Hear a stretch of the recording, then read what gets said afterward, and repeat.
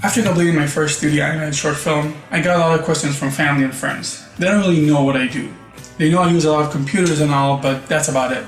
I wanted to break it down for all the people outside the industry and tell you how to make an animated movie in a way that's easy to understand.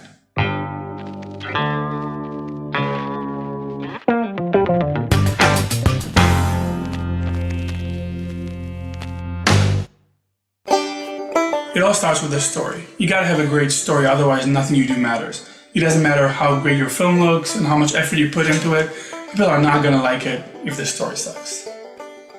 My idea for Food for Thought came when I was at the zoo. Watching this big monstrous crab in a tank with the nameplate on it, and I saw that there are other fish in the tank, but they didn't have a nameplate. And I was thinking, do they know that they're not a part of the exhibit? Do they know that they're just food? In the process of making the film, I changed the story about 100 times. The story grows and evolves with the production.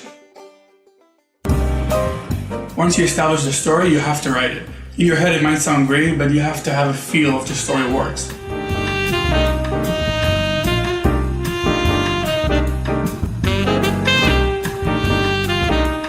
Now it's time for drawings.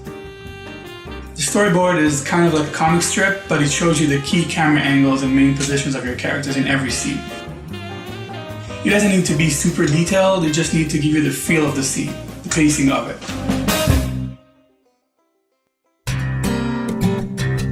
After you're done storyboarding, you put all those drawings in an editing program and add sound and voices. It doesn't have to be the final sound or even the actual actor who's going to do the voices later, you just need to be good enough to make the film read well. Out. They'll never let me leave. I'm the main attraction. What attraction? This is actually the first time you're watching your whole film in a comprehensive way that anyone can get. This is a good time to make any last-minute story changes. If you feel that something is missing or not working, for me this stage took a long time because I had to make sure I got everything right. After the next couple of stages, it's going to be a lot harder to make big changes. Now we're getting a bit deeper into 3D. The first thing you do is build your models based on your character design. A 3D model is a polygonal object that can't move or do anything. It's gray and it's boring. This is what you're going to put life into later. Now I'm not a modeler, so I was very lucky to have Ellen Sue design all my fish models for me.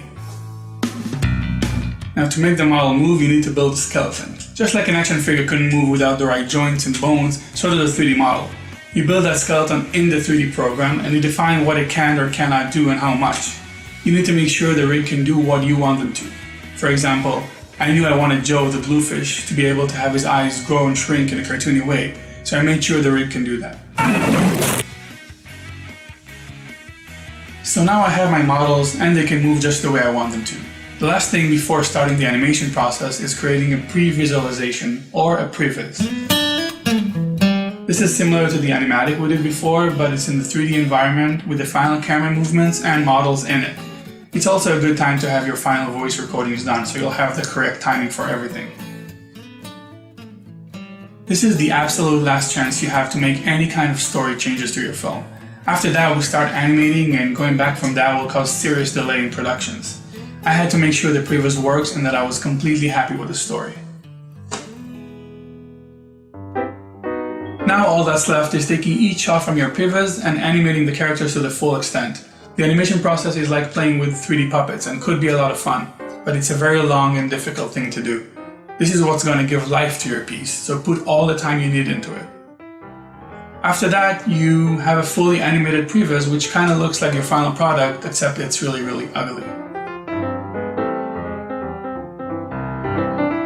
After the animation is done, the lighting and rendering team takes each shot and make it look really good. They put lights in the right places, they place textures on your models, and make sure everything looks as good as possible.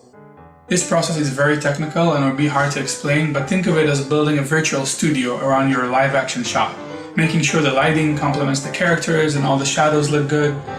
The rendering process is extremely long and it would be heavy on most computers. That's why a lot of companies have what they call a render farm, which is basically a room full of high-end computers that were meant just for rendering.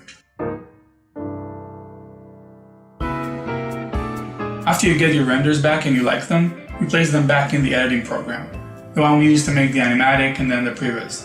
Now our movie is almost done, we just need a little bit of polish. But I don't understand.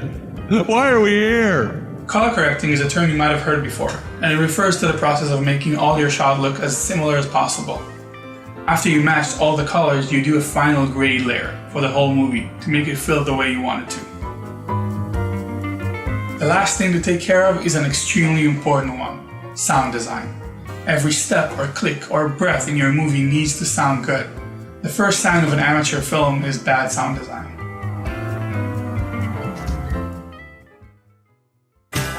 So that was a quick breakdown on how to make a short animated film. Hope you enjoyed it, and you're welcome to check out my film, Food for Thought, or go to my website. Thanks for watching!